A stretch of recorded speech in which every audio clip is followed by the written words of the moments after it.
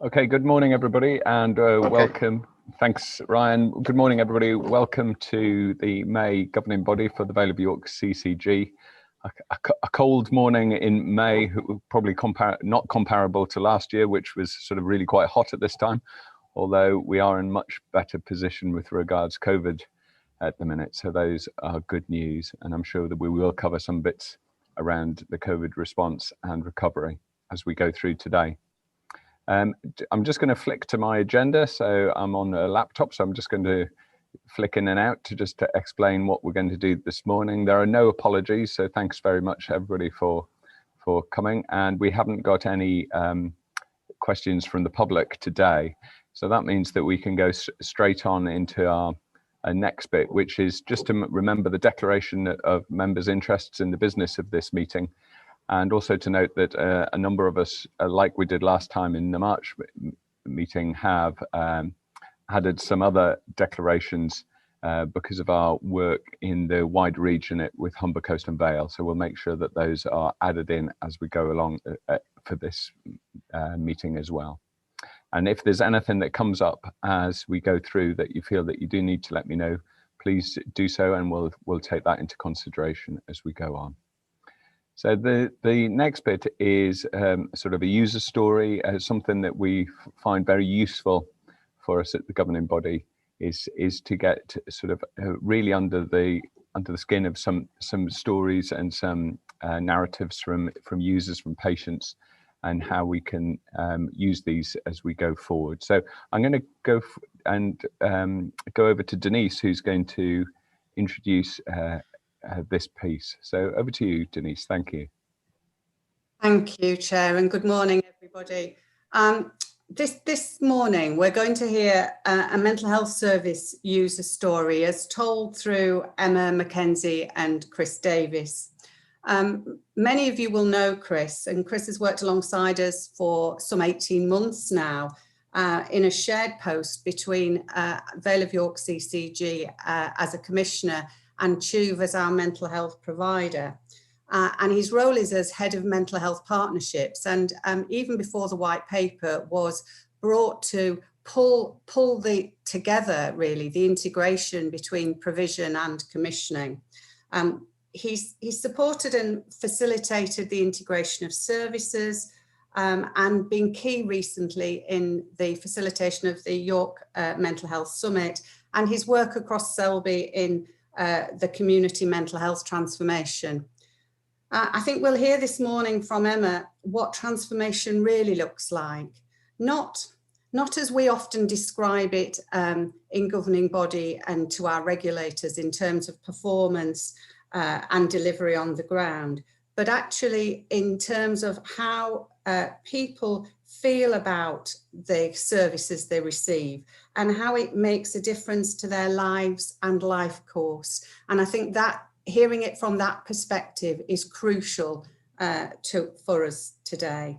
So I'd just like to say thank you, Emma, for coming along to tell that story, and to Chris for your work around this agenda. It's really appreciated. Thank you. Okay, so good morning, everyone. As Denise says, I'm Chris Davis, Head of Mental Health Partnerships. I'm just going to take opportunity to share with you some and reaffirm some of the work around the Northern Quarter Community Mental Health Project and linking that to the community mental health transformation.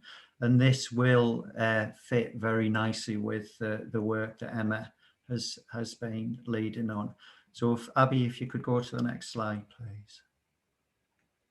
So the vision in the City of York is that the city will be connected and that people feel valued by our community, connected to it, and can help shape it. We're able to help ourselves and others, and importantly, build on strengths and access support seamlessly and in confidence. And to have a mental health service that everyone is proud of and built around lives people are listened to, and it's importantly flexible and a response to needs. And it's always been an important project, but never more important now with the impact that the pandemic has had on people's emotional health, well-being and mental health needs. Thanks, Abby. So it's needed to support people around mental ill health will be to have easy access, to be warm and welcoming. And I think they're really important words for people, to be built on freedom and trust. And again, people need to be able to trust services when they have emotional health, mental health needs, and to be very individualised, so tailored to meet people's needs and wishes, flexible and responsive, and consistent and well coordinated, so people can trust and know what they're getting. Thanks, Abby. So why the Northern Quarter? And we're going to hear from Emma around some of these rich assets, but there are a lot of good community assets, buildings, groups of people, the Converge and the Discovery Hub, which Emma will talk more about. Linking to local area coordination, some fantastic work around multiple complex needs, and people helping people. So some great voluntary services in relation to that. And the connections that are made through practitioners, and that the work that is happening in linking to social prescribing is really, really important way to support people. Thanks, Abby. So connecting our city, the Northern Quarter project, it'll be for all ages of people across the whole life course, with a really systemic and a holistic approach, looking at housing, the environment, employment, relationships, hobbies and interests. So every time we talk to people, key things for people are around having somewhere good to live, a good environment, something interesting and meaningful to do, and strong relationships. And that, thanks, Abby. The community mental health transformation. So the Northern Quarter project that has been focused on the Northern Quarter, there's a real drive now to move this across the whole city. And the Community Mental Health Transformation Funding, which is national funding over a 3-year period, is really going to help that, and has really put some further drive and energy into moving this forward. Real priorities around investing in the voluntary care sector, creating new posts, so increasing the workforce is a key element of that, and really focusing on people with complex mental health needs, such as emergent personality disorders, eating disorders, and importantly, recovery and mental health rehabilitation. So the Humber course in Vale ICS has been successful now in receiving that funding, and that funding will be shared across a population base within Humber course and Vale within that. Next slide, please, Abby. Okay, so this just illustrates the importance of that connectivity with putting that person at the centre, and within that strong list, there's a very important around peer support. So people, experts helping people with mental health conditions. So I'm going to take that as a segue to hand over to Emma Mckenzie.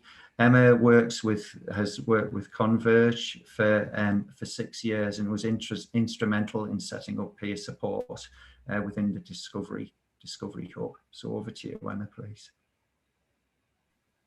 Hi, thanks for bringing me into this meeting. So yeah, to give a bit of context to the story I'm about to share, it's a story that we used for the latest Northern Quarter event. Converge is a project based at York St John University, and a project of mutual benefit that's part funded by Tees Neswydd Vale NHS Trust, and we basically get the degree students and postgraduate students to teach short courses in their subject field for people coming through a mental health journey who are looking for steps towards reframing their identity and kind of getting back on track with their ordinary lives. Converge has been around for about 13 years now. I've been involved from the beginning as an occupational therapist within the NHS, but 6 years ago I was lucky enough that the Trust agreed to move me across to work directly with Converge at York St John University on a substantive contract. And the idea was that by placing me here, I set up a small team called the Discovery Hub, where we employ what we call peer support and access workers. So people who've been through their own lived experience of illness, been through the Converge journey, and now support other people to not only connect into Converge, but we also use the university as a platform to the local community, to access other opportunities such as supported volunteering, training, formal education. So it's been a really fantastic project. And the story I'm about to share is from one of my staff members. He didn't want to be identified directly, but he came through his journey with Converge and is now a colleague and a friend and working alongside me every day. So I will share some of what he said about his journey. So he said, 16 months ago, I started a new job employed by the NHS. I work in a small team whose aim is to enrich people's life through education. My role in the team is to offer support for the students accessing any of the courses we provide. On the surface, someone starting a new job may seem like an ordinary everyday event. However, for me, it was the culmination of over 2 years' hard work of not only me, but also the team I work for now. On my own, I would not have managed to achieve this goal, as I have been suffering from anxiety and depression for many years. I think it is very hard for people to understand just how much this illness robs you of your sense of self-identity and worth. As if this isn't bad enough, the longer you are ill, the longer lasting the effects are. I'm pretty sure that most people will have heard of a few descriptives of depression, such as lack of motivation, low self-worth, no longer enjoying things that once brought happiness and joy. While these things are all true, it could be simply put as losing hope. When I was younger, I used to teach Taekwondo, and one of the 5 tenets was indomitable spirit and courage and confidence to try again and not be subdued or overcome in the face of fear or failure. However, after many years battling my own inner demons, I thought my hope and spirit had been lost and held out very little hope of help from the team that was now offering to help me. It would take far too long to document the full journey I undertook, but the team who helped me effectively held on to hope for me when I couldn't, and constantly reminded me that my hope and spirit would return to me one day, even if I didn't believe it. It was almost like they were looking after it for me while I couldn't. I try to remember now that depression is not a permanent state of mind, but more of a visitor who still visits, but also leaves. And that's his story. So thank you very much.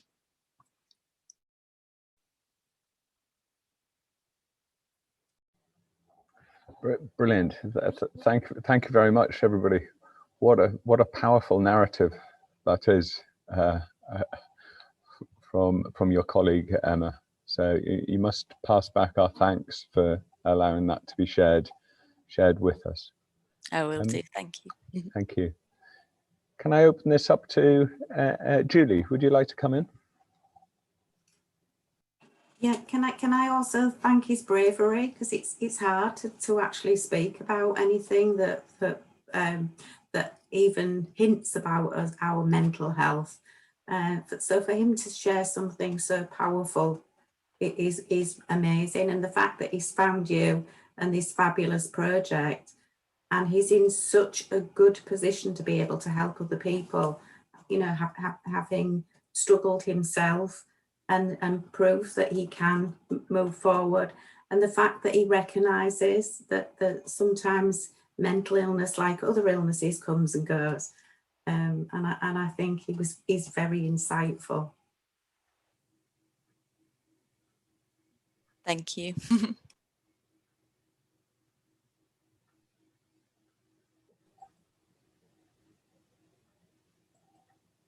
Great.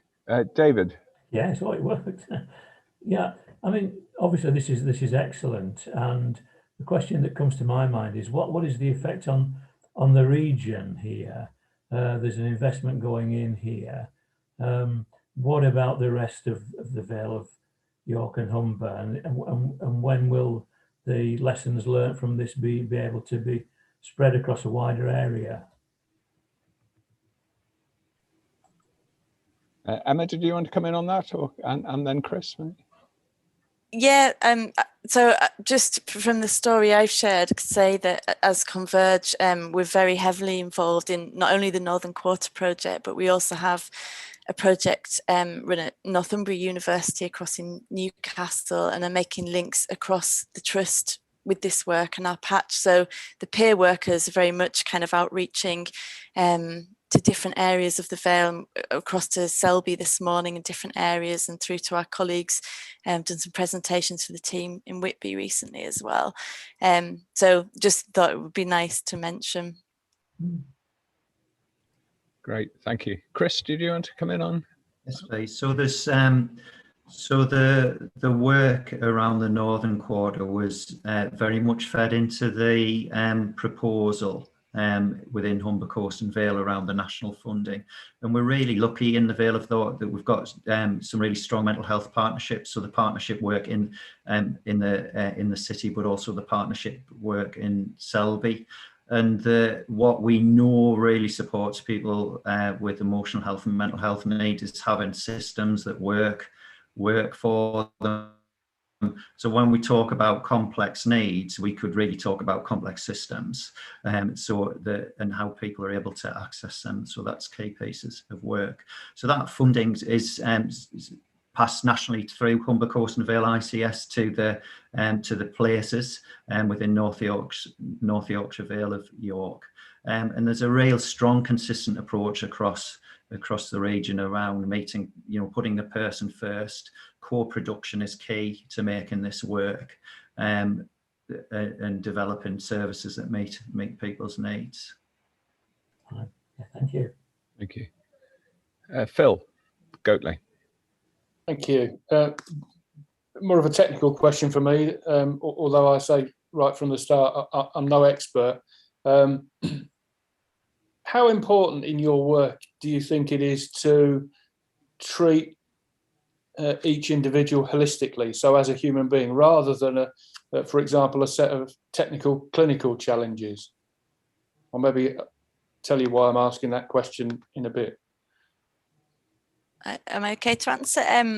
So it's absolutely essential. I think our whole basis is with humanity, and in Converge particularly, we've dropped all medical language. People that come into the university called students. It's an educational program, and we don't use terms such as service user, although some people do still, but we prefer to think of people as people and citizens accessing a service, and I think that's been absolutely integral to actually people like my peer who shared his story, being able to also kind of move on from that identity as well. Personally, even the word peer can be challenging at sometimes because you don't always get to move on, which is why we changed the name on the ground to learning and access workers, because then my colleagues can share their story when it's fitting for the situation, but they don't always have to, because we believe here that mental health is a sliding scale. It's something we all experience. Some people, obviously to a more extreme level than others, but it's important for us all to also be seen as whole people together. Okay, because I guess for a lot of the people that you have experience of, part of their journey is learning to become a whole person again, is it? Absolutely, and it's about reclaiming identity, and yet it's not to dismiss that mental health journey. It's a really significant factor within their lives, but also not to be the only definition of you. I like to think of it in terms of spirit. A lot of what I do in my job in occupational therapy is building back up someone's spirit when it's been broken, but we don't have a lot of language for that in our culture. So it's restoring that inner well-being and those things that give us spark and joy in life, and help us feel good about ourselves and feel valued in the world that we interact in. Thanks, Emma. Thank you. So, could I just come in on there? In some respects, Phil, the answer's in the question. It's imperative to treat people as human beings and individualised. For all, no matter when we talk to people, some of the key things are about having home relationships, something meaningful to do. But how those are achieved for individuals is really important. So often we all need the same things. And again, that spirit and that hopefulness is absolutely key for that. But hope can be a very individualized thing as well. So I think in some respects that answer is in the question. But a great question, thank you. Thank you. Denise or Ruth, I didn't know whether you wanted to come in or comment on anything that you'd heard. I was thinking more about the sort of the human aspect of it, the whole approach, and no threshold really to get in, which I think is really, really important. So Ruth, I didn't know whether do you want to comment on anything?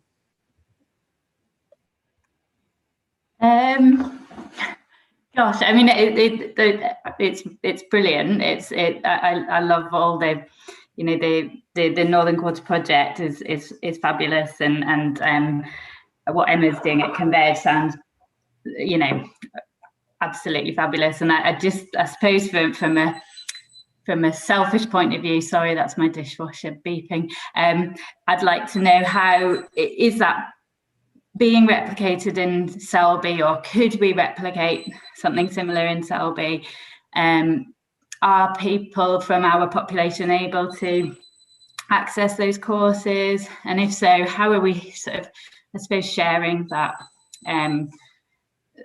that resource or that knowledge? Because I'm not sure, it's probably not sort of seeping down really. So that's not exactly answering your question, Nigel, sorry, but yeah, I suppose it's where things are working really well at the moment, how can we spread and share that across all of the areas where community mental health transformation has to happen? Because I suspect people are in very different stages of the journey, and so across the whole region, and not just Vale of York, it's about how do we share the successes, how do we ensure that really good communication and sharing of successes. That's key, I think. Do you want me to answer from Converge's point of view? So within Selby, one of my staff members, Robert Bennett, he runs Brighter Futures through in Selby, really fantastic. So we've got a lovely collaboration going on there. We are a very tiny team, all of us part-time staff as well. So a stretched resource, but we're doing what we can to network and create those relationships and bonds wherever there is the opportunity, and we're very happy to network across the patch. But one of the really exciting things that has come out of the pandemic is that Converge and the Discovery Hub, we moved all our support to online and telephone support during the pandemic, and it's actually accelerated our growth, and it's been so successful actually outreaching to a wider audience of people, not only kind of out of our usual locality that we would have normally been too far to travel into York, but also people who were a bit anxious about coming to the university. It's given them an opportunity to try before they buy, as it were, and kind of come and join in some things on Zoom. So we're now developing Converge Connected, which is an online and postal resource. We're also developing courses, you know, for people who don't want to do anything technologically, which is fine. So there'll be downloadable courses, live courses via Zoom, as well as the continued face-to-face support and contact. And the Discovery Hub staff, you know, within that support team within Converge, we're happy to outreach. We can travel, we can meet people in their local area, and also, you know, investigate opportunities for them. So it's just a matter of, you know, allowing that to grow. In terms of advertising, we've been a slight victim of our own success in that we are always full, but we are very happy to come talk to teams and let you know what we're doing. The referral process into Converge is very, very easy, and the Discovery Hub for individual support, it's just a matter of a phone call or an email. And then for people wanting to join, we have an application form which we can also help them fill out if they need to. So yeah, we're working on it. And we've also actually, another thing that came out of this, we're now running a set of courses at the Haven on evenings and weekends, where we're not only using Converge tutors, but we're bringing in different members of the city to help the Haven connect to the community. So for example, getting the Museums Trust to come and teach a course on their archive materials, that kind of thing. So bringing in external tutors as well as people from York St John. So it's very exciting, very busy times. Brilliant, thank you. Denise, do you want to come in? Just thank you, Nigel. Just a reflection, really.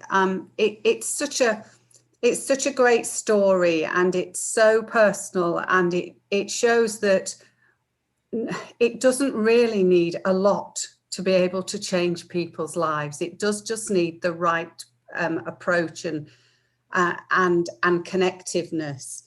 I think that we have to just consider going forward that this is a challenge that's going to be key for all organisations, that they have to consider things at that human level, and the approach needs a change really of culture, not, as you say, not just a referral to this service, you either meet the threshold or you don't. It's a referral to this service, and what can we do to help? And it doesn't really matter who does it, but it's not a bouncing back. That will be really important. And the interface with partners to get to that stage. I think we've got to recognise that we're getting the money through the community mental health transformation. And of course, we'll be able to buy new posts with that, and we'll be able to place them locally. And all of that's great. But if actually those new posts work in the way of we still have a wrong door, or we still have thresholds, and they don't wrap around and allow people to access services that meet their needs, then we'll have failed. So I think it's incumbent on us all to make sure that that culture change, and that culture change around place rather than organisation, happens. Yeah, absolutely. Thank you. Chris, did you want to come in?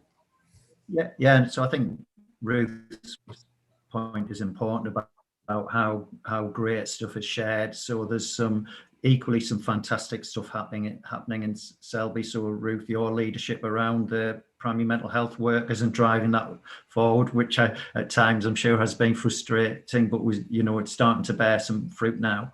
But not just those workers, but how you've thought about linking them to social prescribing, linking them to other sectors, having networks so that people get absolute value out of that. So there's some great stuff to share across the Northern Quarter and across the Vale, and bringing people together to think about that. And that issue around thresholds is really important, and it is a key part of the Mental Health Summit Action Plan, and probably one of the key areas where some energy from senior leaders will be needed to move that forward, because it is a potentially significant change for how clinicians operate, but it's something that repeatedly causes frustrations for individuals and groups of people. So that is something that we're looking at. Great, thank you. Chris Stanley, did you want to? Yeah, well, Chris and Denise have taken the words out of my mouth, really. I think that kind of breaking down barriers piece is so incredibly important from a primary care perspective. We don't have a barrier. Anyone can come to us anytime and access us if they either are well or feel that they're unwell. And it'd be really nice if the rest of the system matched that kind of ethos. So these guys are taking the words out of my mouth, really, to say that culture shift is so important. And for me, that's been a big success of link workers locally, is that, there's no, you must have ticked these 7 boxes before this person, we're talking about a person as well. We literally get things saying this person has been rejected, and the type of language around it, and the saying your threshold, you're not ill enough, or you're that kind of thing. Just, it's got to go for me. It's totally archaic, and it's not helping people. So I'm really enthused by what Denise and Chris and Emma have been talking about. I've not heard anything about a referral form, so that's good. And the kind of second bit that I wanted to talk about or ask about was, and Emma touched on it a bit there, about sort of use of digital, really, to widen the participation, streamline some of it. I think you mentioned a few things there, Emma, but it'd be good to know a bit more.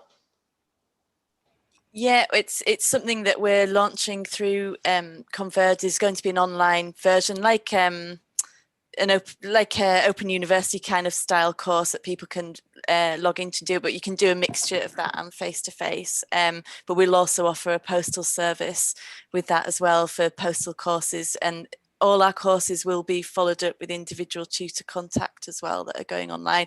We've been doing online courses all year with and last year with Zoom through the pandemic, but we're now formalising it, so there'll be a solid online platform that people can access that, and kind of hopefully we'll be able to expand it and branch out. The pilot courses are due to be launched in June and July this year, so watch this space. I can email things around. I'll pop my email in the chat, and if anyone wants to be put on a mailing list for more details, I can do.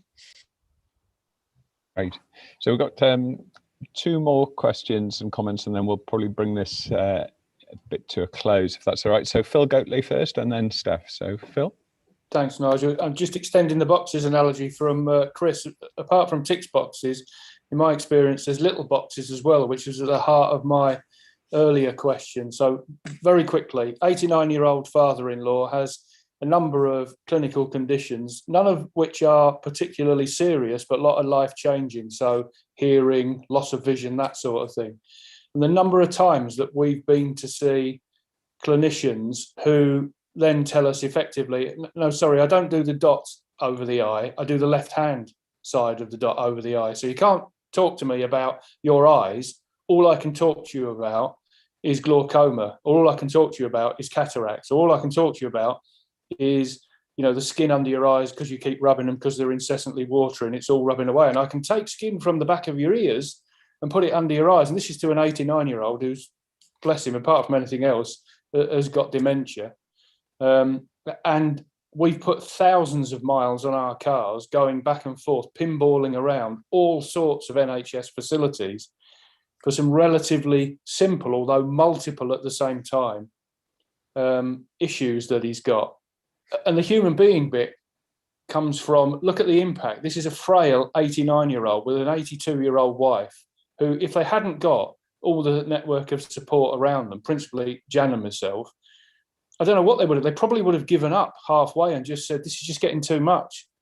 It's affecting our mental health more than it's curing our physical health. So I think there's some lessons in boxes, not just about tick boxes, but little boxes as well, because there's a lot of little boxes that we need to get rid of the barriers with. Thanks. Yeah. Steph, do you want to come in?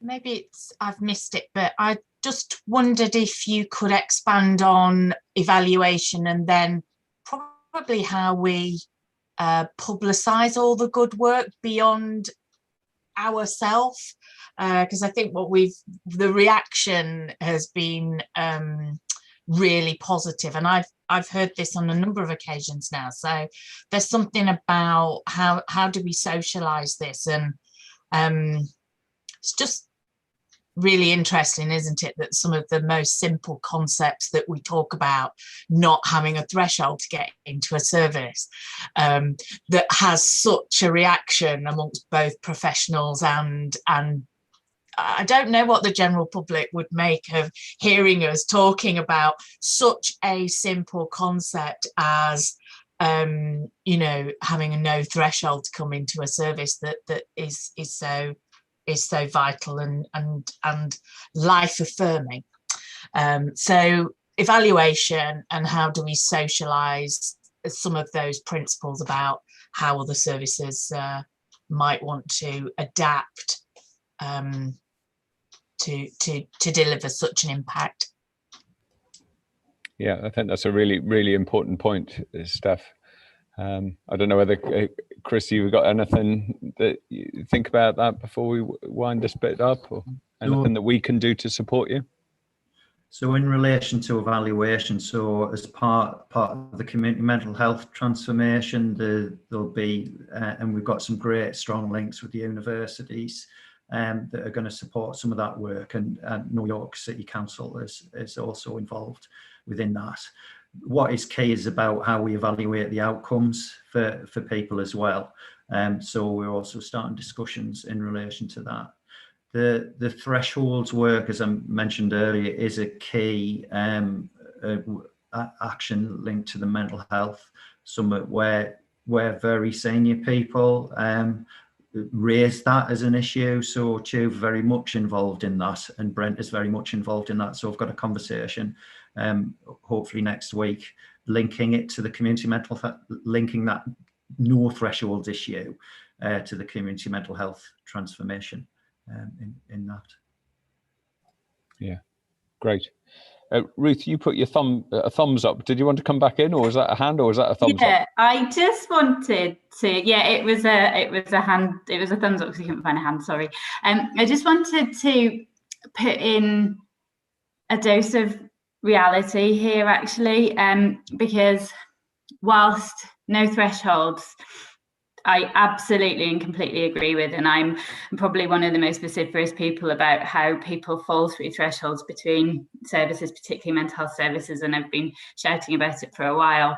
It was really interesting to hear Chris say that primary care has no threshold, and primary care is thinking, and has been in the last month, because it has no thresholds. I don't think it should have thresholds, but the demand is overwhelming, and it is overwhelming GP practices at the moment, and the risk is, if you remove thresholds, you overwhelm a mental health service. So I completely agree with the idea of it, but I just want to say, post-pandemic, we're not post it even, mid-pandemic, the pressure that is on the entire system is already overwhelming, and I agree that working in different ways is the answer, but getting there is going to be a challenge because of what we're facing at the moment, as far as demand and capacity, because they are not equal at the moment in any way. Right. Well said, Ruth. I think that's really important for us to understand. And maybe that we will talk about as well going forward, either today or again, is about the capacity that we've got in our systems and how we can do the best for our citizens and residents. I'd just like to take the opportunity again, Emma and Chris, to say thank you very much for coming today. Really, really important presentation and discussion. So thank you, and please send on our thanks to your colleague for allowing us to hear the story and the words. Very, very powerful, and hopefully we can, if he doesn't mind, sort of publish those with the minutes as well and publish those widely, because it's very, very powerful narrative around depression and anxiety and hope. So I just wanted to say thank you very much again. You're welcome. Thank you. Great. Okay, so we're going to move on in our agenda, if that's all right. Simon, is that a proper thumbs up, or is that a question? A thumbs up. That's great.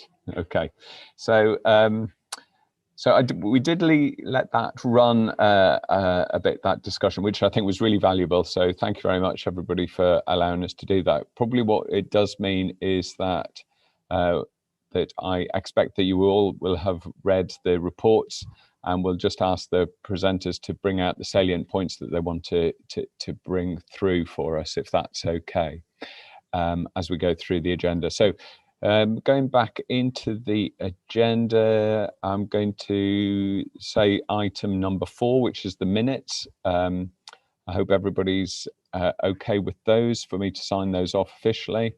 And then if we go into the actions, most of the actions are either being held or being pushed forward, apart from, there was just one outstanding, which was, I think, a care home session, Michelle, that had come from the 7th of January. So I don't know whether there's something that maybe we update in your Yeah, I'm happy presentation. to do that either way. Yeah. Maybe when we get to you can maybe push onto that if we need to. Otherwise, if that's okay with people, I'll move straight on, and that would be item number 6, accountable officer update to receive, and that's from Phil. Thanks, Nigel. Morning all, good to be with you again this morning. I'll take your hint, Nigel, and I think this is probably going to be less absorbing than the last agenda item as well. So my apologies for that. I'll start with the money. So for this financial year 21-22, we'll hear more from Simon later on. It's not without its challenges, but is broadly and relatively low risk. I just want to reference last financial year as well, though, if I can. So to confirm that we did hit our targets last year. I'd like us to record our thanks to Simon and his team, excuse me, for that, if I could, please. And also to record our thanks to Phil Goatley and the Audit Committee. Our accounts for last year are complete and in and done as competently as we've seen previously. So just like to record our thanks. If everybody would support that, that'd be appreciated. Thank you. Just in terms of other things then, as recorded in the paper, lots going on. So quite a focus on the acute waiting list position and the backlog. Clinical colleagues in particular will be very aware of that. Quite what we do about the situation that we face is subject to ongoing discussion both locally and regionally. The potential of establishing community diagnostic hubs is part of that, and we're thinking about how we might contribute to that and what that might do for our own patients going forward.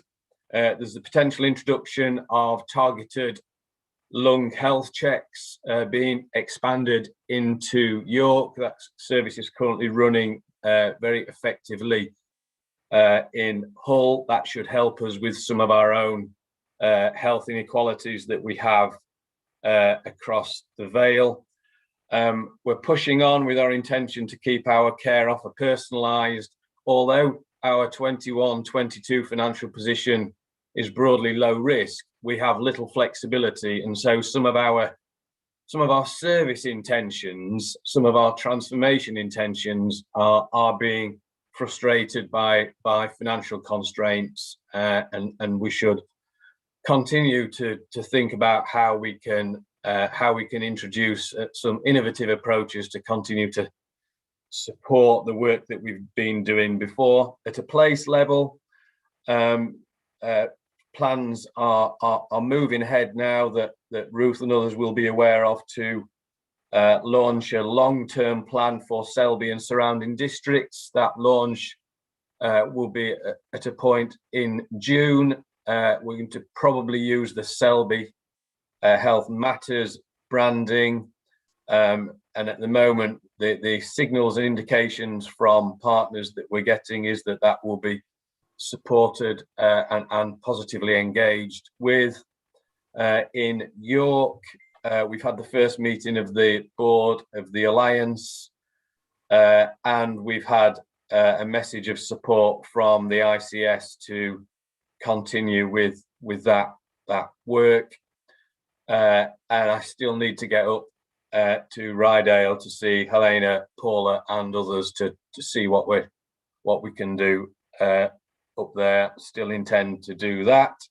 The population health hub that everybody will be familiar with is being established in the next few weeks on a virtual basis, and as reported earlier and as we heard from Emma and Chris, we held a mental health summit at relatively short notice recently. That was broadly initially in response to questions across the city of York that we were getting from elected members of parliament about what to do with what they were hearing from their constituents. So we pulled together those who could bring about change quickly, and we have an action plan that helps us understand what we might do this summer, how we might prepare for the winter and next year, and then what that might do for our wider service offer in 3 years, thinking about what Emma and Chris and others were guiding us through earlier.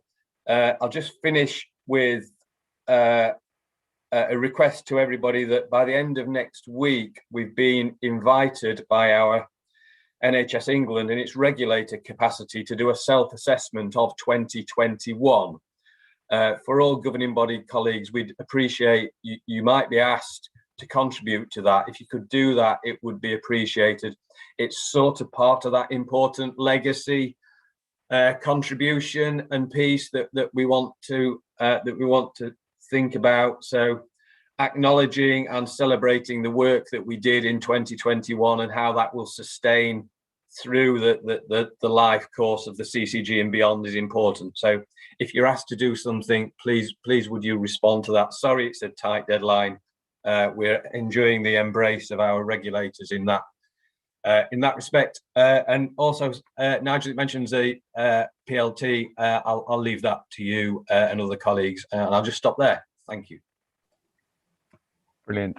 Thanks very much. Just to pick up that last point, the protected learning time for last month was focused on localities, places, PCNs, and their emerging plans going forward with the new sort of architecture of the local NHS coming forward, as well as looking at well-being and resilience of staff members and practice members. And as Ruth says, the pressures on all parts of the NHS are increasing, but it's been felt especially so with primary care at the minute. So thanks, Phil, for that. Anybody got any comments or questions or queries for Phil?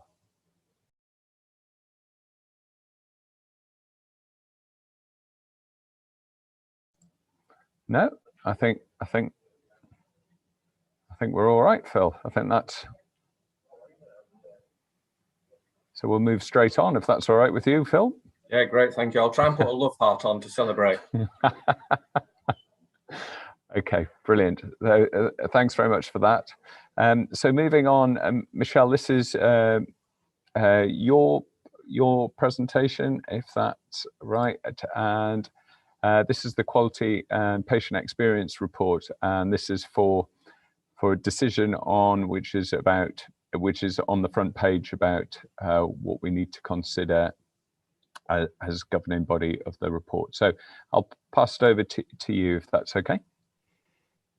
Thanks, and morning, everyone. I will assume you've read it, as Nigel said, and I just wanted to say first and foremost that as you read the report, although we do talk about humongous waiting lists which have increased significantly during COVID, and that includes mental health too, that there are snippets of really great stuff going on, especially around mental health, that you can see throughout the report around school workers and what they're doing to make sure that children on the CAMHS waiting list are kept safe. So there's a lot of good stuff in there too, and how we're striving as a CCG to make sure that we future-proof those services really in a way that we haven't done before. So, what have we learned from COVID, and what does that tell us about the needs of people, and what some of those successes have been, such as online.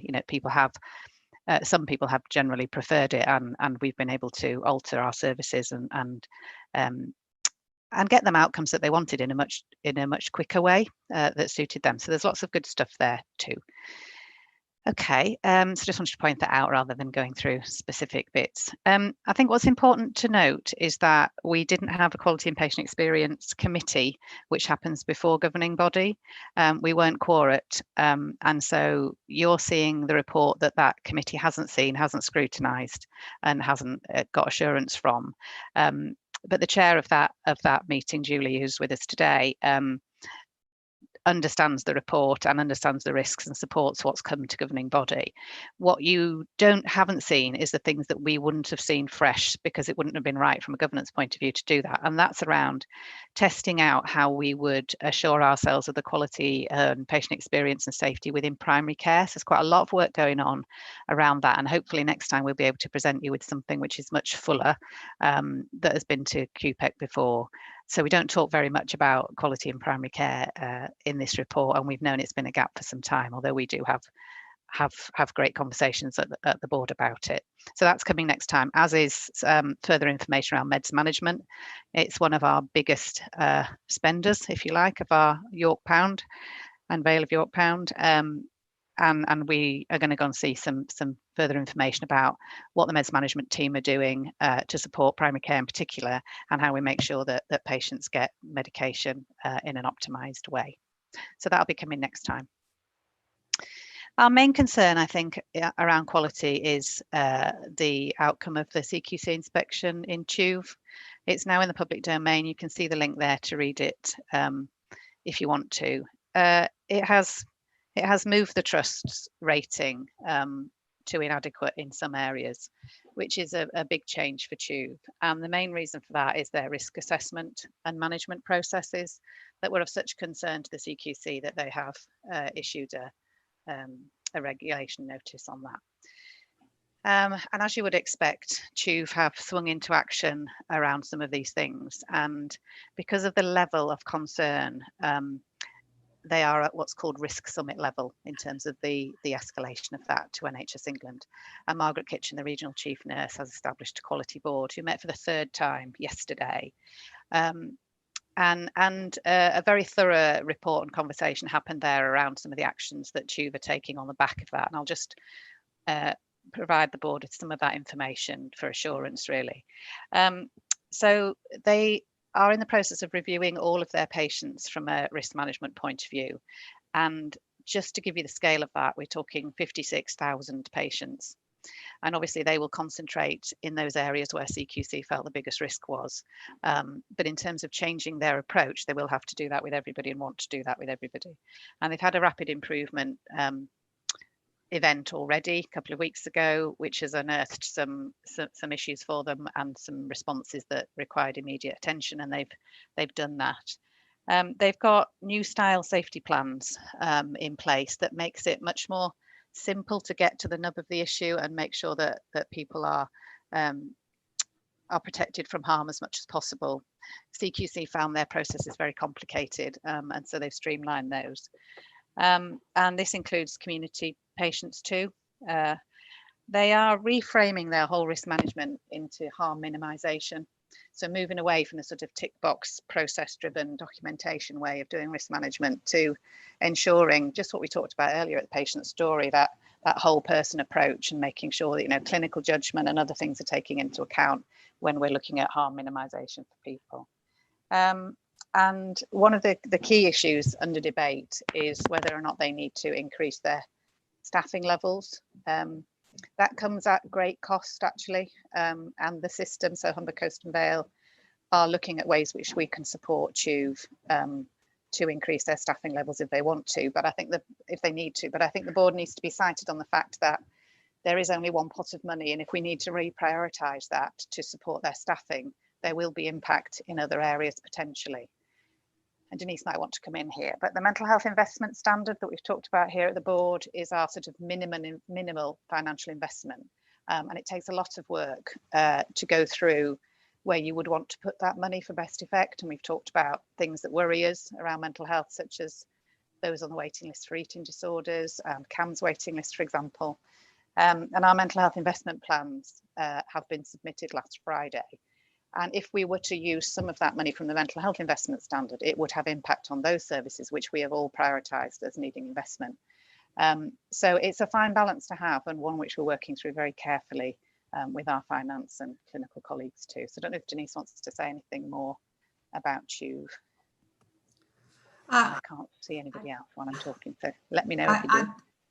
I don't think so, particularly, Michelle. I think your point about it's really important, of course, to look at harm minimisation and risk management on the wards, on the acute wards, but equally, particularly in light of the COVID and the waiting lists increasing, it's really important to understand what impact any less of an investment in those crucial areas would have.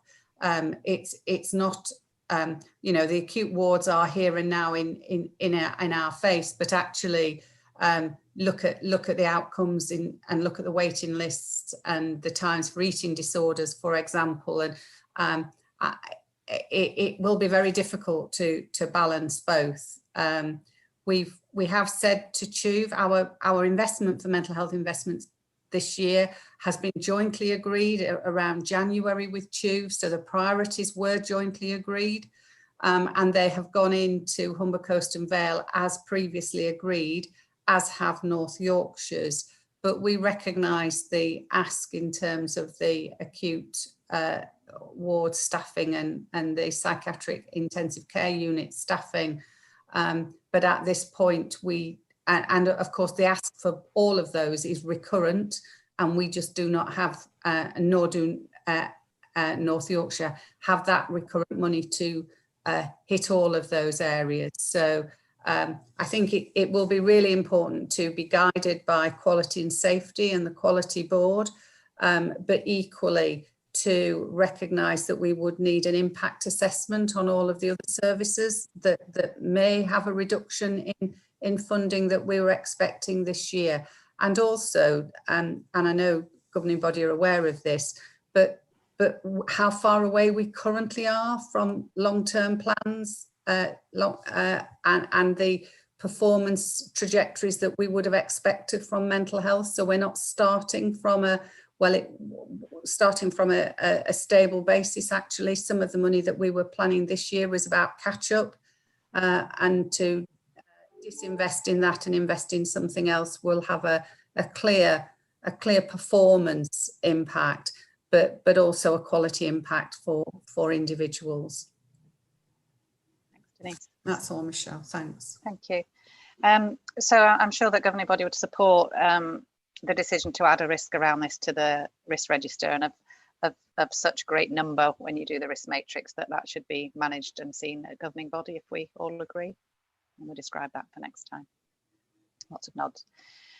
So just briefly, I'll probably stray into the sort of COVID and vaccine update as well as we talk about some other things, then we can wash up with Steph after this.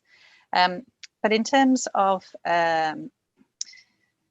risks, the growing waiting list, which we've talked about before, and in Phil's report as well, is of concern and not to be unexpected during COVID. But we talk about there on page 44 that there are 2,500 people waiting more than 52 weeks for routine surgery, which is the absolute upper limit of acceptability, if you like. And that's just York. Across Humber Coast and Vale, there are 17,000 people waiting, and the vast majority of those over in Hull. For various reasons, and there may be an inequalities issue there too around need, but it is hugely significant, and a lot of work going on, and Nigel's part of as well, around how do we help people to wait well, and probably I'm sure that our primary care colleagues will be nodding, is having some impact on why they are so busy as well. Either people deteriorating while they're waiting, new patients seeking treatment, or people worried while they're waiting. So it has impact right across the system, and I think we probably won't know the half of it for quite some time. Oh, can you still hear me? Okay, went funny then. Right. Yeah, it went a bit funny, didn't it? Oh, yes. Yeah, I wonder whether.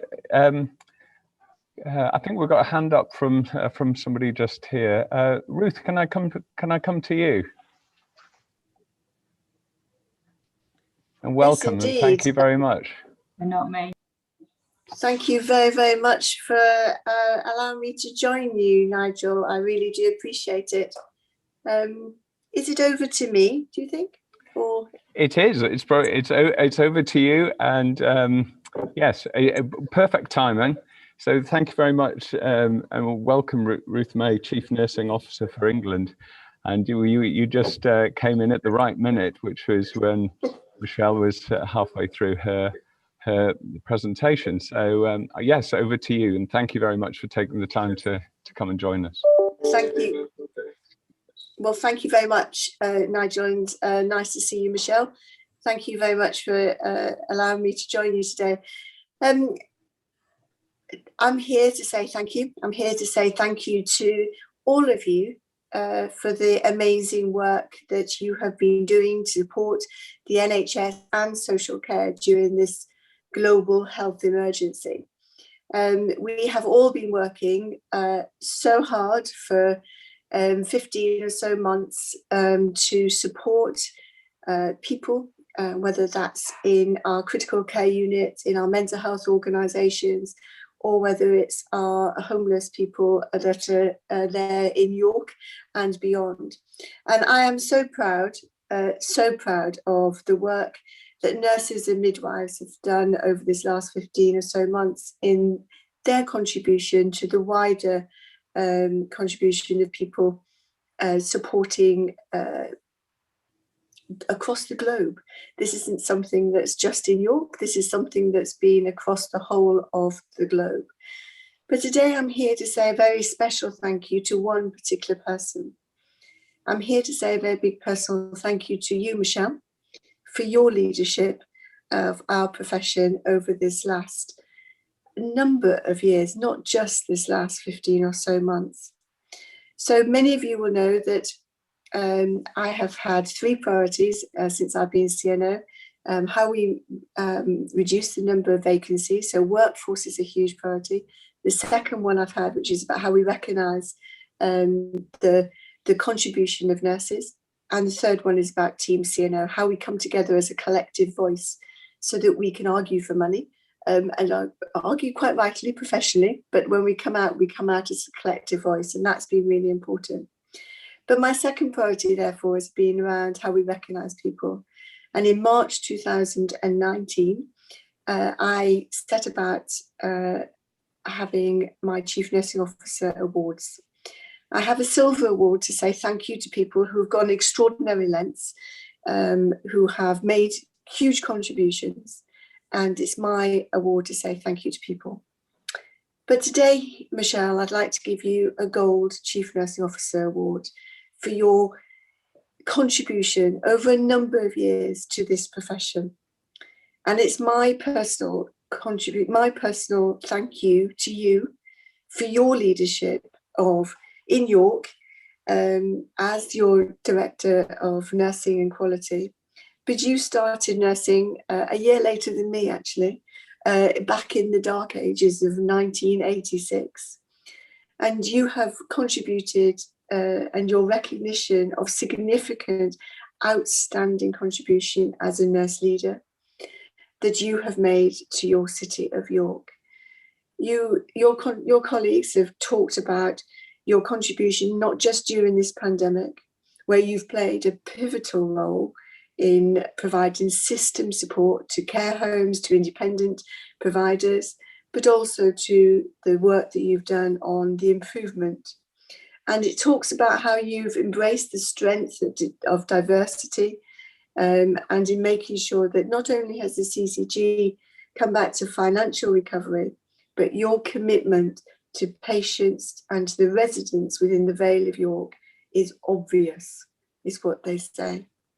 So, Michelle, as Chief Nursing Officer for England, I'd like today to give you a CNO Gold Award as my personal thanks from me to you for everything you've done.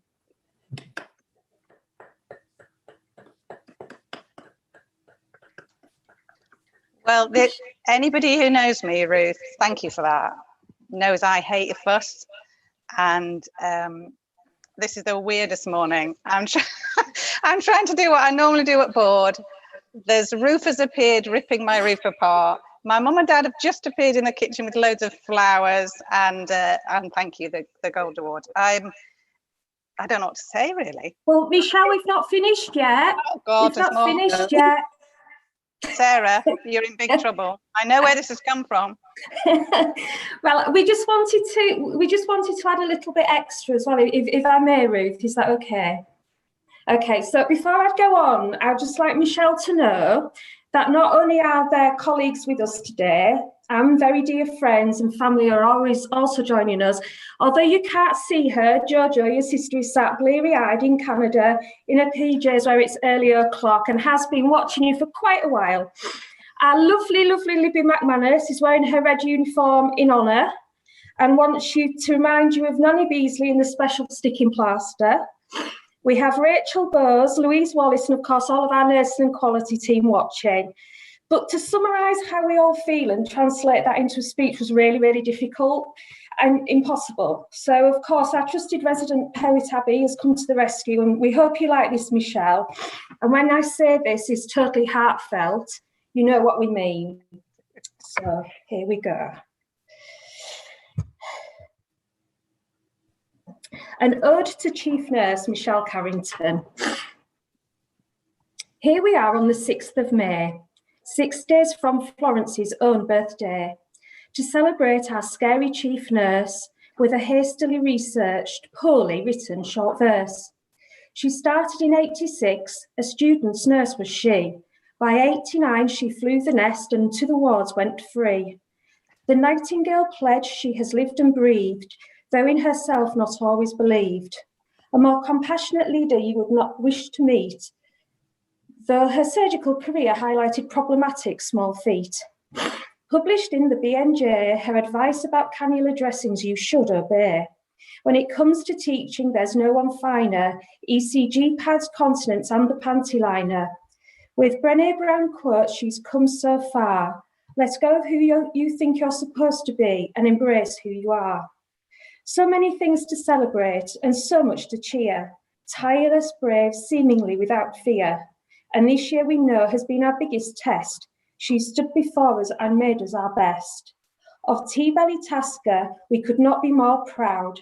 And we say this with love and we say it out loud. She takes us with her, we're all in her camp. She's our very own York lady with the lamp. That's it. Thank you, Michelle. Finish me off. You finished me off. I don't know what to say. I'm really touched. It means a great deal. Thank you, everyone. And no, I won't be able to just carry on with this report. I might need a minute. Don't worry, we'll be able Thank to you, do Ruth. that. Thanks so much, Ruth. Thank you, Ruth, for your kind words, for your presentation, and for joining us today. It's really amazing to see you, and thank you very much. No, my absolute pleasure. And whilst we're only as good as a team, and one of the things that I will always remember from this pandemic is how people have come together across all sorts of sectors, all sorts of disciplines to work as a team. Today, Michelle, this is about recognising you.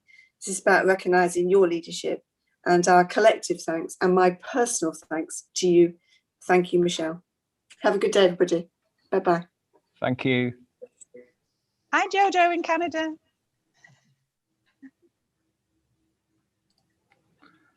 Well, there you go. It's amazing what happens on a Thursday morning sometimes, isn't it? Top that. Top that, Yeah. eh? I tell you. Well, congratulations, Michelle. Thank you. Well, I wonder whether what we should do is just give you a few minutes Yes, please.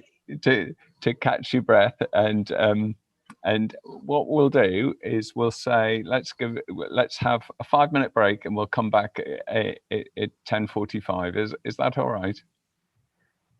Thanks, Nigel. I'm getting all moist.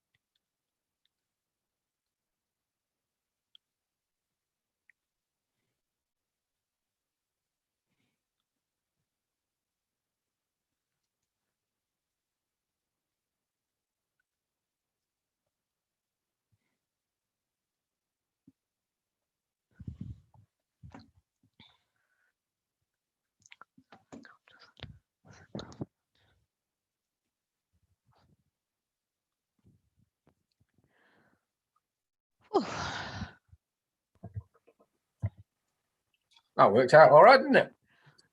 Oh, That was great. Very it's well. a relief. Seamless, actually. Absolutely. And there was no work or preparation went into that behind the scenes at all, was there? Not at all. Yeah.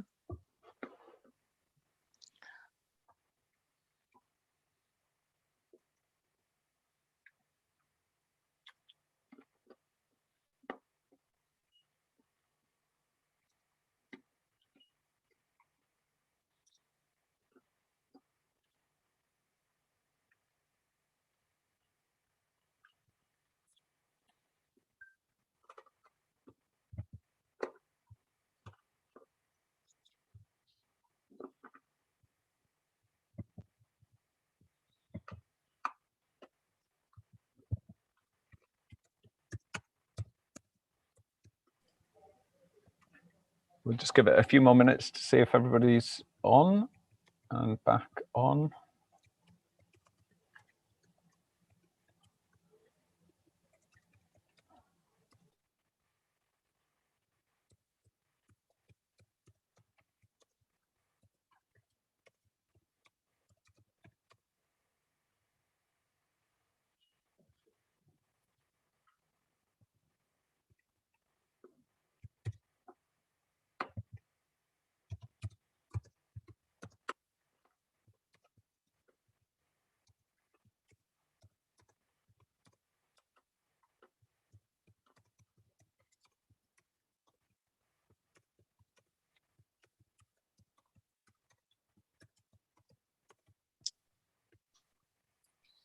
Okay, so while Michelle is just composing herself and getting a pat on the back from those who've just joined her in the kitchen, we'll do a quick update on the COVID vaccination programme.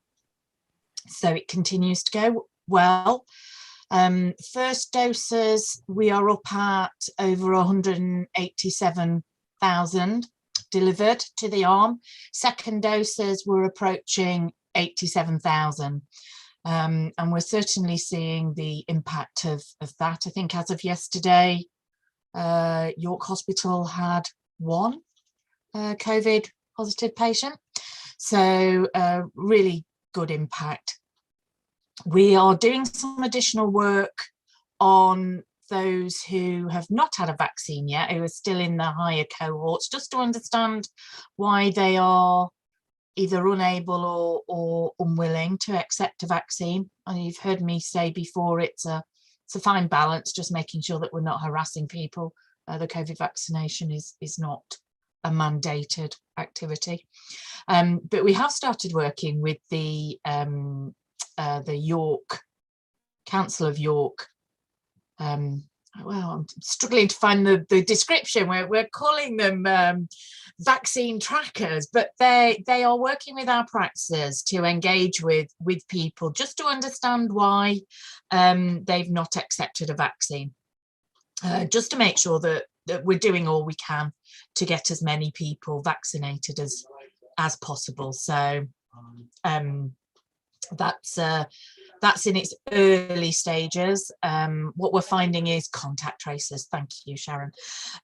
What we're finding is that some of our data doesn't always show the full picture.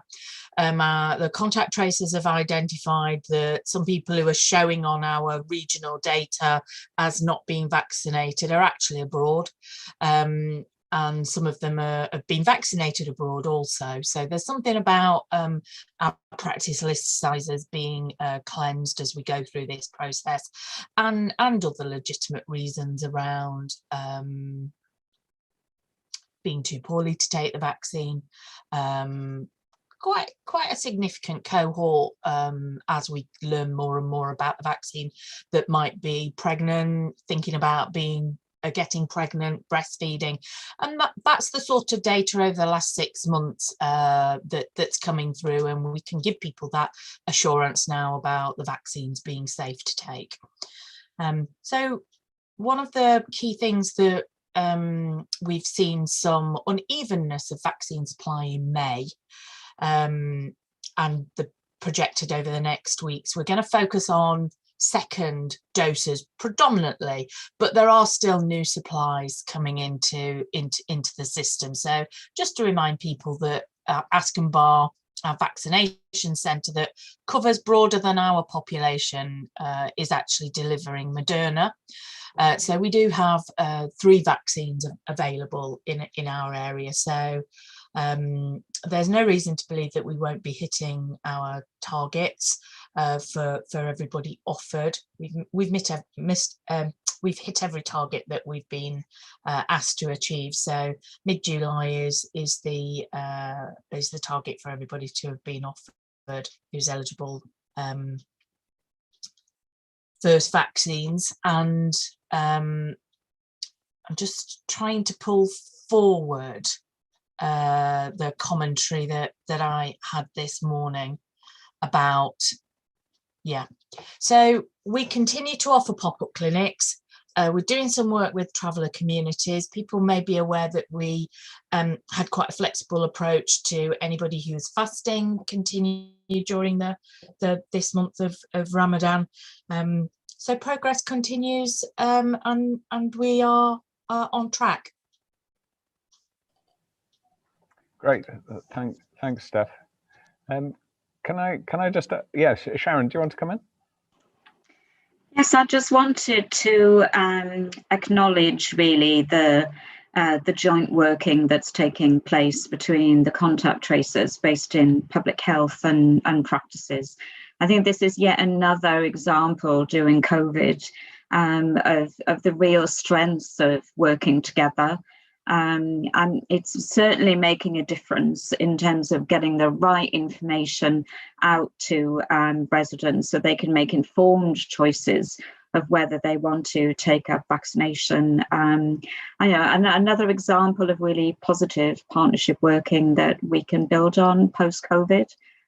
So I just wanted to pass my thanks really on to the or everybody really who's making this a success.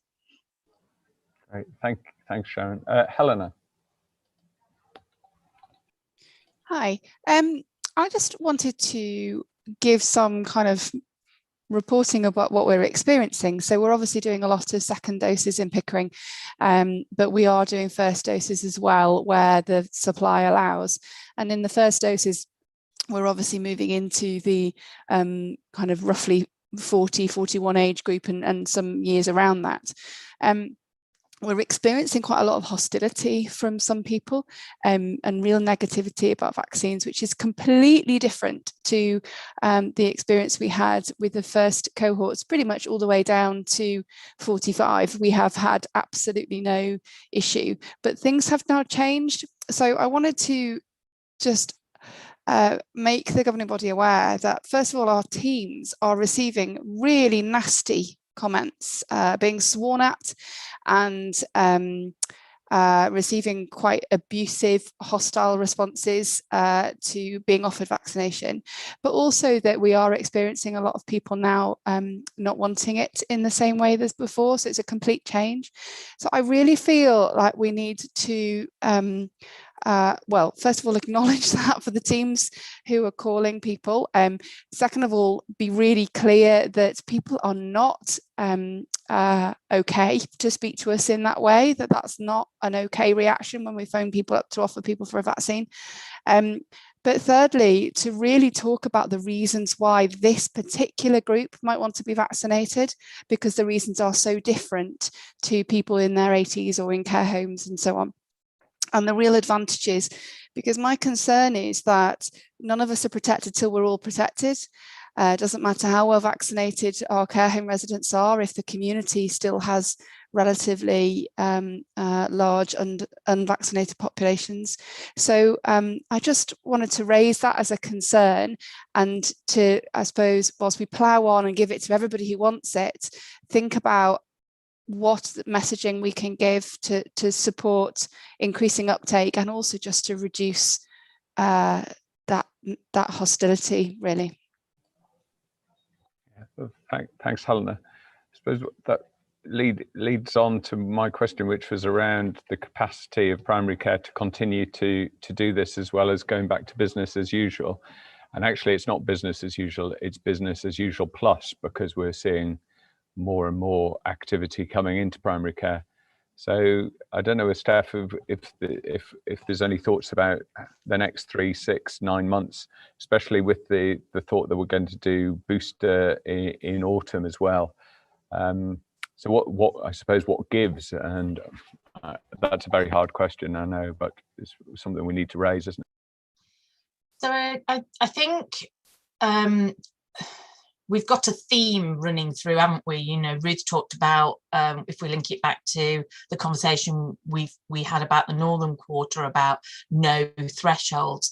There comes a point when there's a balance between efficiency and effectiveness and doing things at scale and at a very sort of personal centered local level. So in relation to the COVID vaccinations, what we should see coming on stream is more pharmacists linked to supply, but the number of pharmacists who can take up the offer and deliver the service is very patchy. So in our cities, we've got providers to choose from. So in the York City, obviously we've got a collaborative, collective approach with Ask and Bar, and they developed a workforce on a bank that can supplement the vaccine service. Some of our practices and PCNs have now subcontracted into that centralised service as a way and acknowledging that as we go through the summer months and very quickly move into both the seasonal flu campaign as well as a booster, and wherever we are in terms of other sort of COVID vaccination requirements.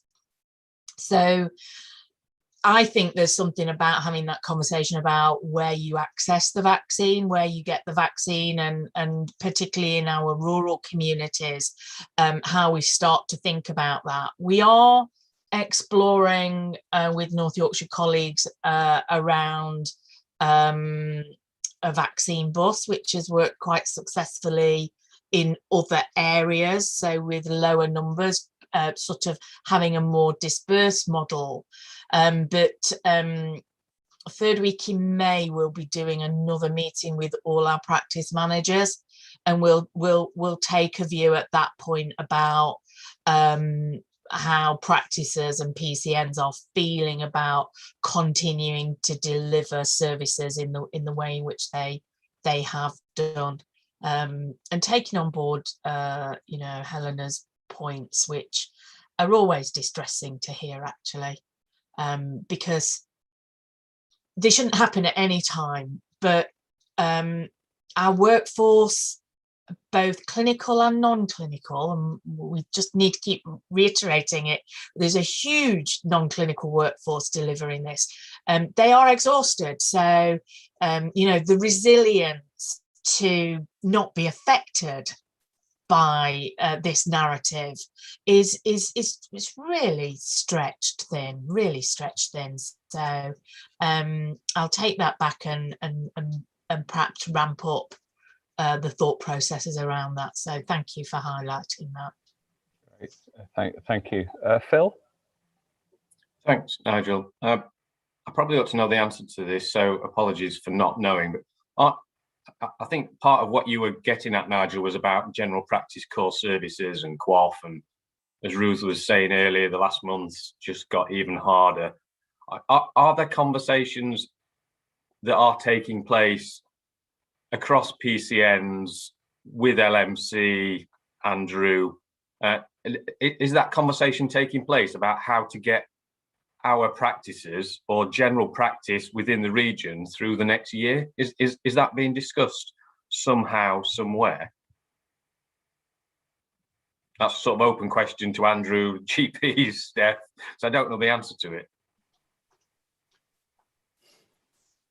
Yeah, Andrew, did you want to come in, and then Steph? Hi, everyone. Yeah, so I mean, the conversations have been taking place, but they're taking place in different places, and it's probably not joined up enough. So I think obviously the CDs are having their own conversations about this. As an LMC, we have a conversation about this, and obviously there are other forums like the primary care ops group where these kind of things are discussed. I mean, I probably don't have anything more to add to what has been said by the other clinicians on the call. It's just very, very clear that, as Nigel has said, you know, that there probably isn't capacity to do all of this. So I don't, and then there's obviously talk about how primary care also helps to manage the waiting lists and the waiting well and all that kind of thing, which is going to be more capacity from primary care. I'm new in the role of locality officer for LMC, so I'm very happy to be involved in all of these conversations, and whatever we can do is fine. But I don't think there is a really focused conversation going on that I'm aware of in one place, unless anyone can tell me differently. It feels, sorry, Nigel, it feels a bit like when we challenged ourselves over what the flipping heck are we doing about mental health demand, and we sort of thought, oh crikey, we're just going to have to do something different, which is why we held that mental health summit. This feels a bit like that. This feels like, oh crikey, we're going to have to do something about this. But I don't quite know how we get into that, because there's a sort of ICS potential frame to this. We can't just do something in the Vale because we'll be out with. I don't know how we quite get into it, but it feels like, based on what people are saying, it feels like we should do something. Yeah, Julie? Sorry, just unmuting. Yeah, I think the thing that's really getting me about what Helen has said as well is, apart from the 40-year-olds being rude, is the fact that they're putting so many people's well-being in jeopardy potentially. And I think that's something that we need to be focusing our attention on pretty quickly, and whether that's locally or see what's happening across the rest of the ICS.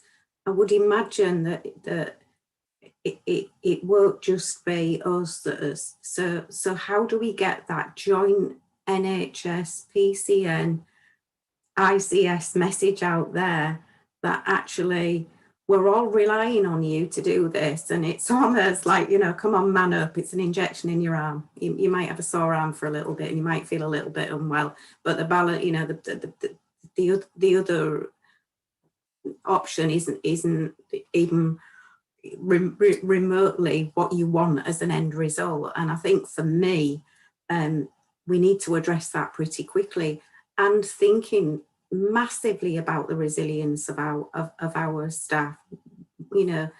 We've already talked a lot about our PCNs and how they're struggling, and we've had private conversations about it, and it is, it's remiss of us, to say the least, that we don't actually do something quickly. Thank you. Steph, I don't know whether you had any thoughts or how we could maybe take this forward outside of this meeting? I think there are a number of strands, aren't they? One is that I can engage with regional colleagues and regional comms colleagues, so that should be happening and going on in the background, and having that conversation about what are the levers, what are the nudge points, just taking on board some of the work that CYC did with the, I'm pretty sure their official name is not the nudge department, and Sharon will drop me something in the chat.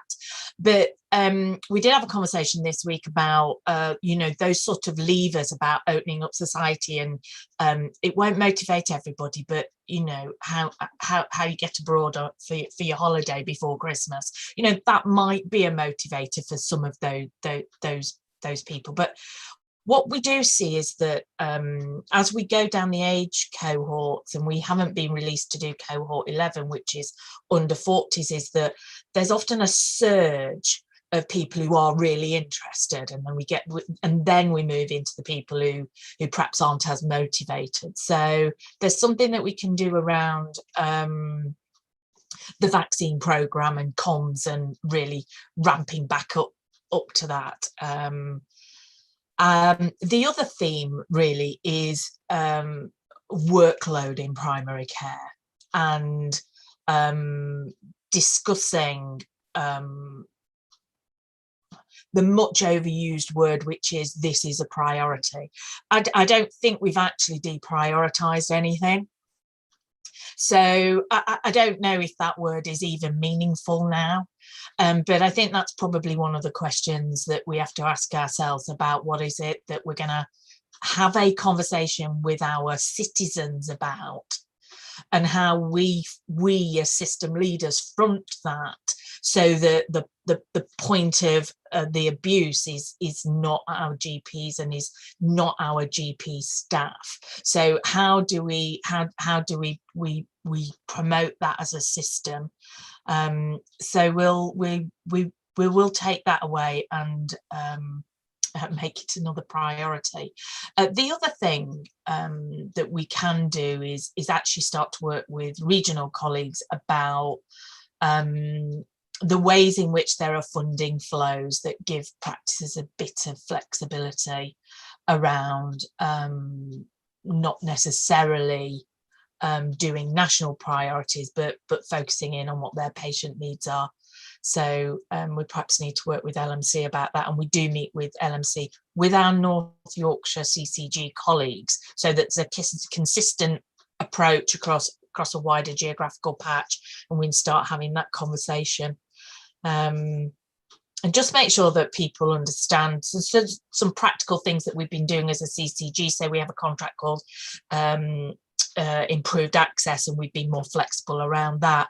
I think we probably need to do more on ramping up referrals to pharmacies, for example, if we see that that's not a fully utilised resource, because there's a contract and a contract payment around that as well. So there's something about the hearts and minds stuff, and then there's something about balancing that with some of the practical things that we can do to help. So thank you, Steph. Thanks. Great, thanks, Steph. And I think we'll take this outside of the meeting and look at it in more detail. I know it has been flagged at Humber Coast and Vale level as well, and with Helen Phillips,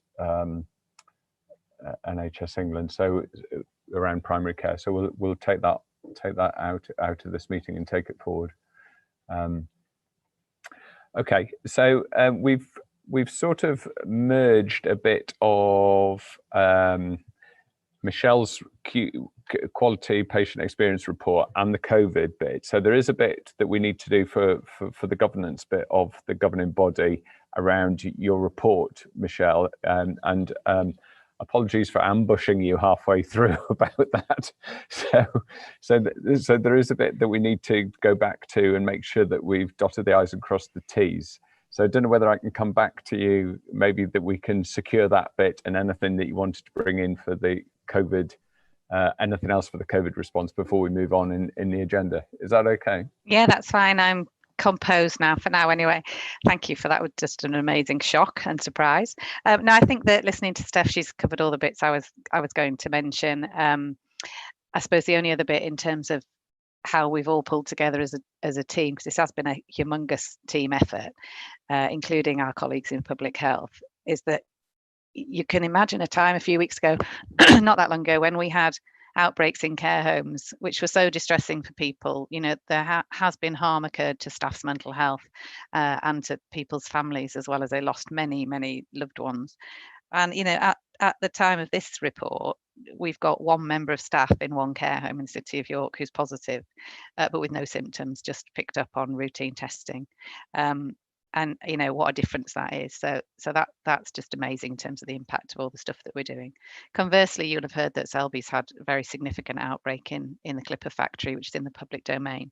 So, you know, it has not gone away. COVID has not gone away, and all the key messages about hands, face, space, and vaccination are still really, really important, and completely endorse Helena's comment of we're not all vaccinated, so we're all vaccinated.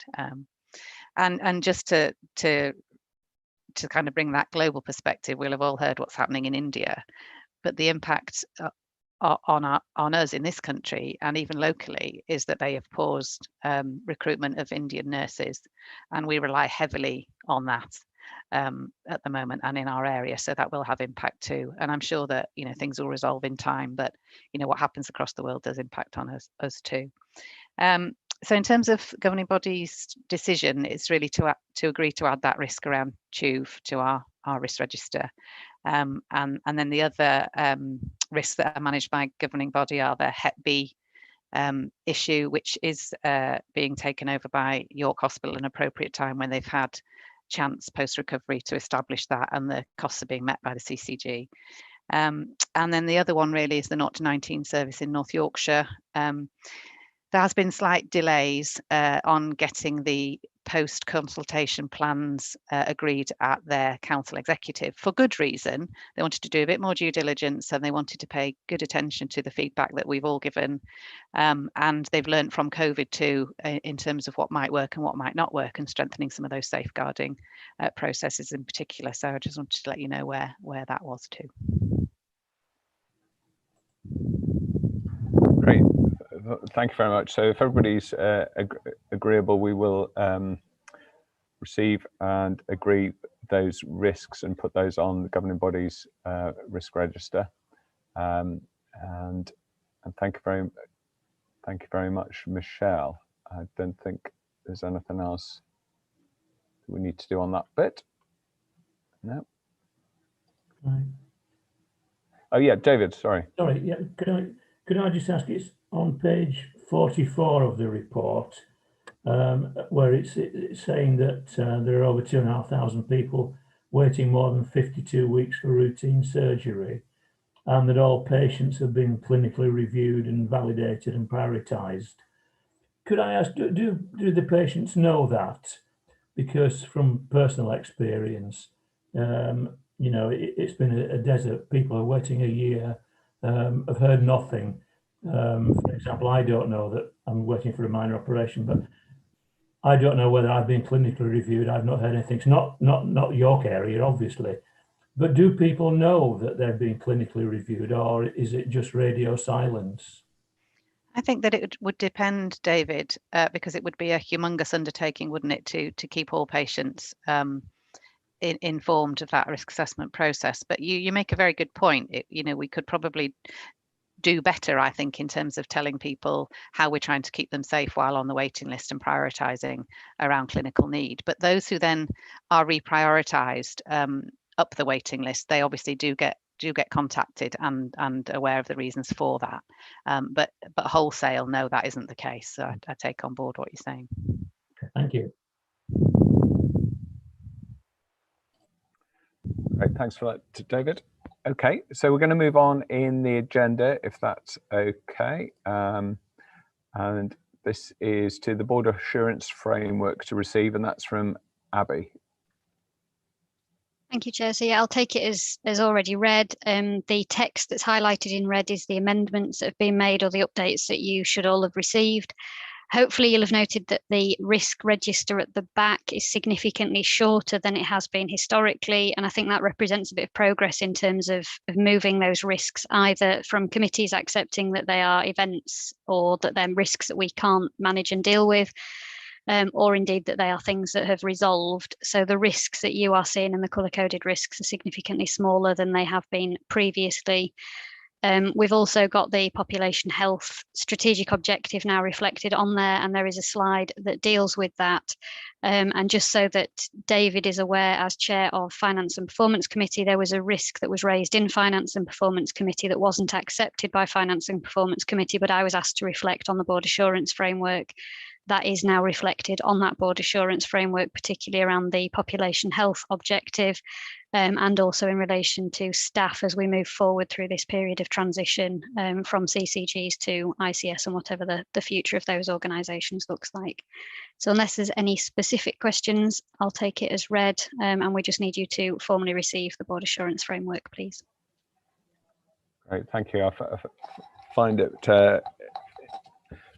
much clearer to navigate through, and I find it very, very clear. So thank you very much for that. Don't know whether anybody's got any comments or thoughts on that.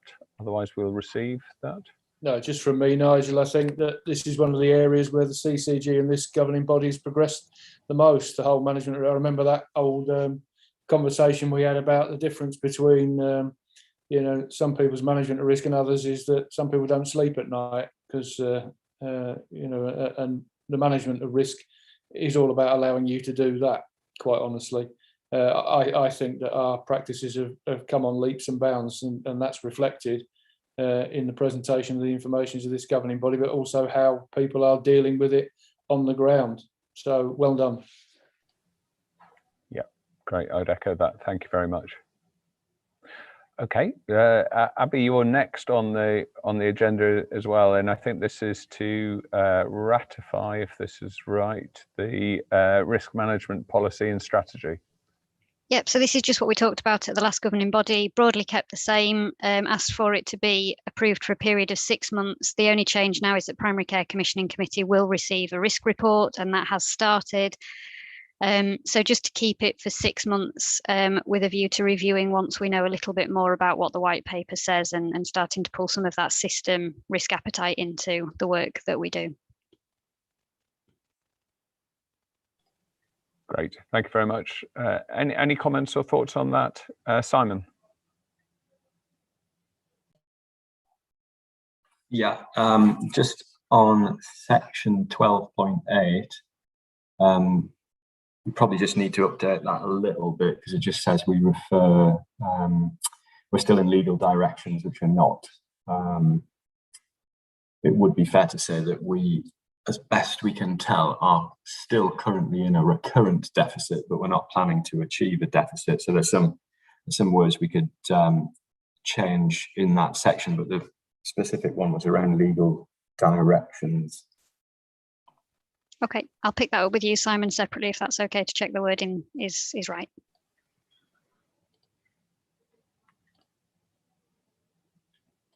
Great, thanks very much, Simon. Thanks for that, Abby. Okay, the last bit that we've got is verbal update from Simon around the financial performance report, and this is to note. So over to you, Simon. Okay, thanks. So as Phil mentioned earlier, the CCG outturned last year with a break-even position in line with our plan. I think we had a very small surplus technically of about £3,000, but to all intents and purposes, a break-even position in line with plan. That's now subject to external audit. We'll have those draft audit findings in late May. Probably just worth mentioning, as there's not a lot to add to that, as Phil said, we have at the same time submitted a plan for the first half of this financial year, 21-22. It is a break-even plan. The vast majority of the parameters of the plan are now set nationally. So the allocation, as would be normal, is set nationally, but unusually, but in line with last year, the contract values for our main NHS providers are also set nationally, as are the majority of the uplifts where to apply to contracts that covers primary care, independent sector, and crucially the mental health investment standard, which we spoke about earlier.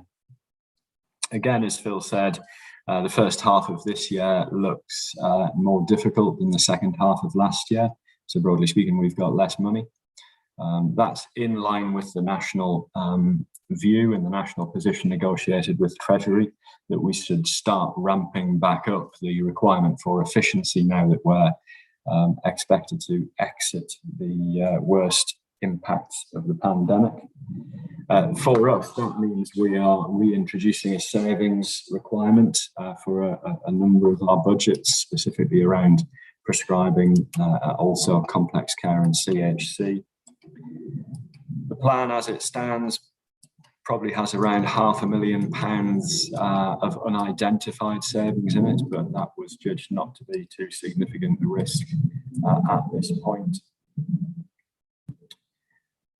We expect the second half of this financial year, which is still subject to negotiation with Treasury, to be more difficult again than half one. So we're heading back into a requirement to be more efficient. That's probably all I needed to say on the plan, Nigel. Thank you. Great, thanks, Simon. Can I ask if the thoughts of NHS England and the Treasury is that financial plans of the past can form financial plans of the future, given what we've been through in the last 12 to 15 months? Is it not time to sort of put a line through it all and start again?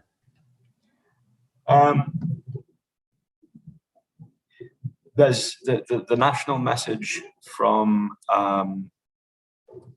NHS EI is that they're not expecting a cliff edge this year. So not a return back to pre-COVID levels of funding. However, that's only for this year. What we are seeing is that there's an expectation of increased efficiency, and that expectation doesn't fall evenly across all areas. So, for example, as an area where we had a historic deficit and still have a recurrent underlying deficit, we've been asked to achieve more efficiency than areas where they haven't had such issues before. So in that sense, it's a continuation of the old way of doing things to give areas with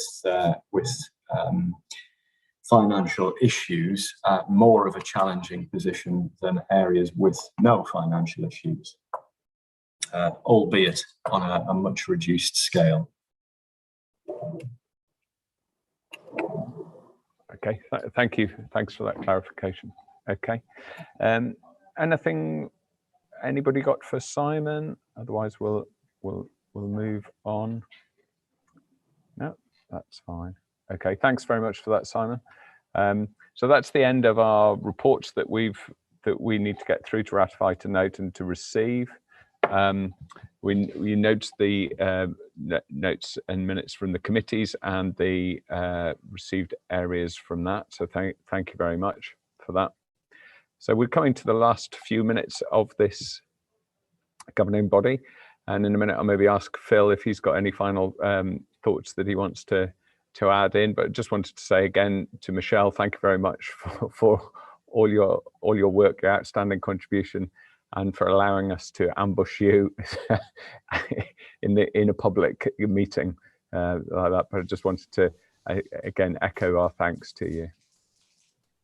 Thank you for all your kind words afterwards and during it. And it was hard to compose yourself, that's for sure. And then what helped was Ruth going a bit nuts in the background. So thank you for that, clapping and cheering. I appreciate it.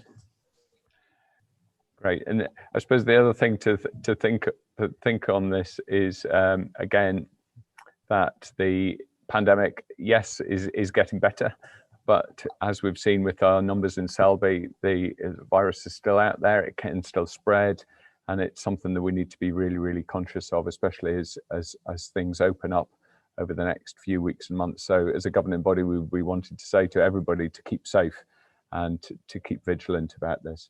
Phil, is there anything else that you would want to add in at this point regarding governing body or this meeting going forward?